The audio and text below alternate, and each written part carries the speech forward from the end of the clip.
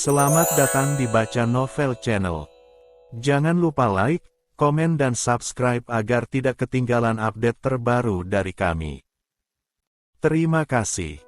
Kali ini, kita akan melanjutkan cerita yang menarik dari sebuah novel yang berjudul Harimau Gerbang Barat. Selamat mendengarkan. Bab 6, Warung Bibi Chun. Kota Sigu bukan tempat yang indah, tapi ia berguna, dan bagi Wenze saat ini, berguna jauh lebih penting dari indah. Kota ini berada di pertigaan 3 jalur dagang, jalur barat yang menghubungkan ke perbatasan, jalur utara yang menuju ke ibu kota provinsi, dan jalur selatan yang berakhir di pelabuhan sungai. Artinya, uang mengalir ke sini dari 3 arah sekaligus. Dan di mana uang mengalir dari banyak arah, selalu ada celah yang tidak dijaga ketat karena terlalu kecil untuk diperhatikan oleh pemain besar, tapi cukup besar untuk menghidupi seseorang yang tahu cara masuk. Wenze berjalan menyusuri jalan utama pasar dengan langkah yang tidak terburu-buru. Ia melihat segalanya, bukan dengan gaya turis yang mengagumi, tapi dengan cara seseorang yang sedang membuat peta. Mana lapak yang ramai, mana yang sepi. Mana pedagang yang terlihat khawatir, mana yang terlihat terlalu santai. Di mana letak gudang, di mana letak pos pemungutan cukai, dan yang paling penting, di mana orang-orang berdiri ketika mereka tidak sedang menjual atau membeli, tapi hanya berdiri sambil mengamati.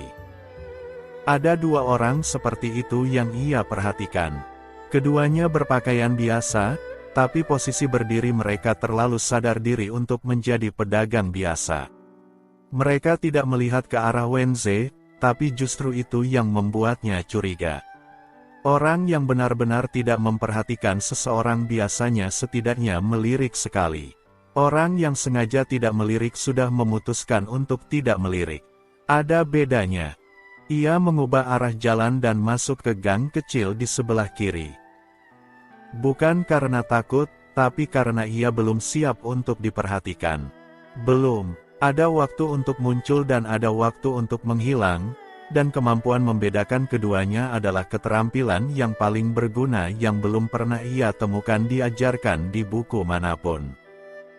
Ia terus berjalan sampai gang itu berakhir di sebuah halaman belakang warung mie. Bau kaldu mengapung di udara.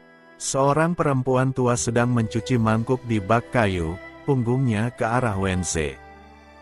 "Permisi, Bibi." Perempuan tua itu menoleh.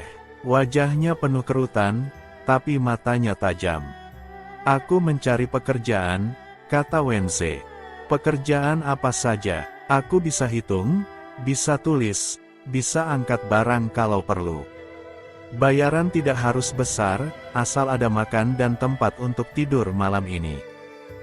Perempuan tua itu memandangnya dari ujung kepala sampai ujung kaki.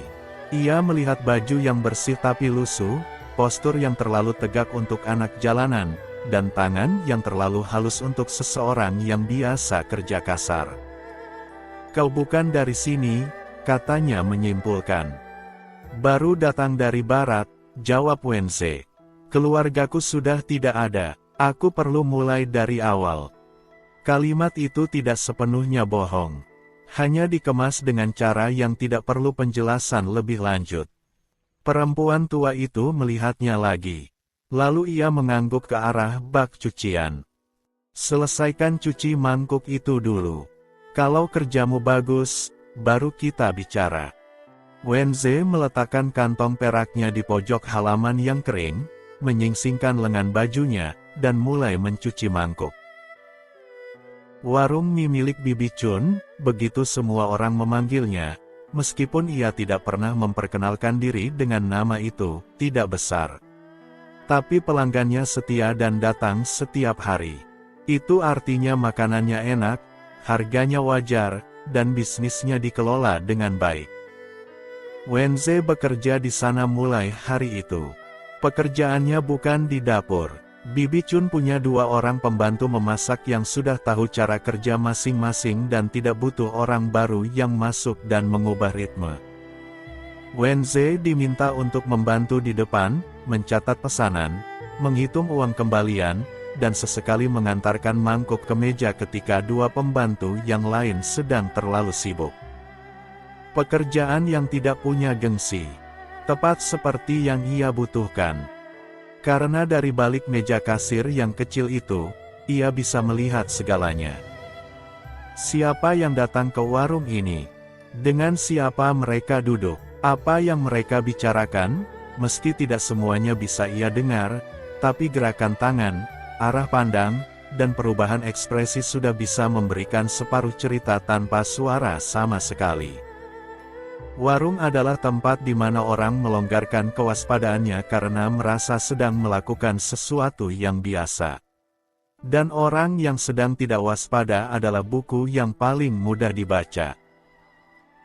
Dalam 10 hari bekerja di warung Bibi Chun, Wenze sudah tahu beberapa hal. Pertama, ada seorang kepala cukai bernama Peng Xiaoyu yang datang setiap hari Selasa dan Kamis, selalu memesan mie daging dengan kuah terpisah, dan selalu duduk di meja pojok dengan seseorang yang berbeda-beda. Tapi orang-orang itu selalu mengenakan ikat pinggang dari bahan yang sama. Kedua, ada sekelompok pedagang kain dari utara yang sedang berusaha masuk ke pasar Sigo, tapi selalu gagal karena ada satu nama guild lokal yang memblokir mereka, bukan dengan kekerasan, tapi dengan cara memastikan tidak ada gudang kosong yang bisa mereka sewa. Ketiga, Bibi Chun sendiri memiliki sebuah dokumen yang ia simpan di bawah laci kasir, yang ia periksa setiap malam sebelum menutup warung dengan wajah yang berubah sedikit lebih lelah dari biasanya. Ia tidak bertanya tentang dokumen itu. Belum. Ada waktu untuk semua pertanyaan. Yang penting sekarang adalah mendengarkan, mengamati, dan memahami tempatnya berdiri sebelum ia memutuskan kemana ia akan melangkah. Nol bukan berarti kosong. Ia sudah mengatakannya kepada dirinya sendiri sejak malam pertama itu. Dan setiap hari yang berlalu di warung mie Bibi Chun, ia semakin yakin bahwa nolnya sudah mulai berisi. Kepala cukai dengan tamu-tamu berikat pinggang mahal. Pedagang kain yang diblokir dari gudang. Bibi Chun dengan dokumen yang diperiksa diam-diam setiap malam. 3 celah.